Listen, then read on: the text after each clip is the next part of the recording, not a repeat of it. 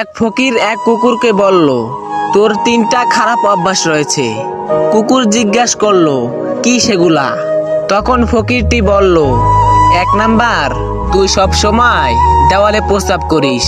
2 number, তুই কোনো ভিখারি দেখলে ঘেউ ঘেউ করিস।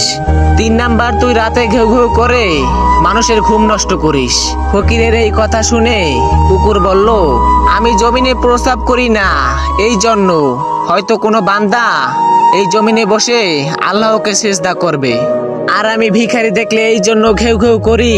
ভিখারি কেন আল্লাহর কাছে নাচে, মানুষের কাছে চায়। আর আমি রাতে মানুষের ঘুম নষ্ট করি এই জন্য। মানুষ গুনাহ করে আরামে ঘুমালে আল্লাহর কাছে মাপ চাইবে কখন?